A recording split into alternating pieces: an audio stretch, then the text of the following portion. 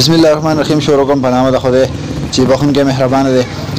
ملګرو عظمت جان یم، تاسو ګورئ اباسین ټي وي. نن راغلی یم ډنډونو خلا ته د یو پیر صاحب خواله چې هغه په دم باندې ګیټۍ راوباسي. د ګیټو کوم مریضان چې دي د هغوی علاج کوي، نو د هغه نه به په دې باره کې تپوسونه کوو چې در څومره وخت نه دا کار کوي او څنګه دې فیلډ ته راغی. اباسین ټي وي موږ دا شکریه ادا کوو چې دوی خپل قیمتي وخت موږ له راکړو، زموږ خواله رالل، بیا زموږ د اواز یې داسې پښتنو وروڼو ته یې ورسوي. زه خو د دې ډنډونو خلا اوسېدونکی یم، فاروق مې نامه ده. د 3 کال نه موږ دا ګیټو دم کوو او شکر الحمدلله داسې خلک راغلی دی چې هغوی ته ډاکټر ویلي چې بغیر د اپریشن نه ستا ګیټۍ نه راوځي. نو موږ دم وکړو، د قرآن سبق دی، په هغې باندې موږ دم وکړو او خدای پاک ګیټۍ راوباسي. زموږ سره 20 ورځې ټایم یې بدې کې، نو خدای پاک د 20 ورځې نه مخکې راوباسي. دا اولنی ټایم داسې کړی وه چې دا یو کس راغی او ما له اجازه راکړه. نو ما د هغې وخت نه هم دم کار کوو، نو ما ته یې ویل چې زما سره داسې ګیټو اجازه ده او دا اجازه تعالی در کومه. نو بیا زموږ دلته کلي کې اوسېدونکی دی، نو هغه چې کوم دی نو دړو پې ډېر زیات و، نو د هغه دیره پورې تللی و.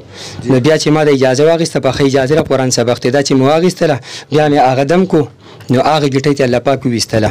نو د هغې نه به دې پله دا 3 کاله وشي چې موږ دا دم کوو، خلک راځي او خدای پاک ته ګیټۍ وباسي. نو پیسې خلک ورکوي چې څوک 1500 روپۍ ورکړي، څوک 1000 روپۍ ورکړي، چې راځي چې داسې ناخبره چې 15 راشي چې خبري و شپږو داسې راځي. د لرې لرې ځای نه خلک چې خبرېږي چې راځي. پرون چې کوم دی نو د امنکوټ نه راغی او نن چې سهار د دنګرم کوکارۍ نه راغلي وو او داسې پکې د چوپریا د سهار د 8 نه واله ماسپښین د 1 پورې د دغې ټایمه پورې موږ دم کوو، ماسپښین وروسته بیا دم نه کوو. چې څومره تکلیف یا څومره دړي یا په اپریشن د ډاکټرو د اپریشن ولیکي، د هغې نه چې کوم دی موږ یې دم کوو، خدای پاک دړو هم ختم کړي او هغه ګیټۍ ښه به کرنټۍ باندې راوځي.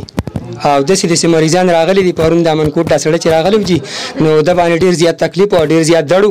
نو نن چې بیا راغی نو ما ته چې شکر الحمدلله ښه یم، هغه تکلیف مې ختم شوی دی. 342 99 061 او 88 0342 99 061 88. دا د الله پاک کلام دی او په دې باندې چې څوک یقین ساتي نو الله پاک پرې مړ هم ژوندي کړي دي او ژوندي کوي الله پاک چې څه کوي هغه کولی شي. نو زموږ د طرفه دا دغه دی خواستې دی پښتنو وروڼو ته چې چا چې دا ګیټۍ او د چا تکلیف وي نو را دي شي په دې باندې ښه چې کوم دی نو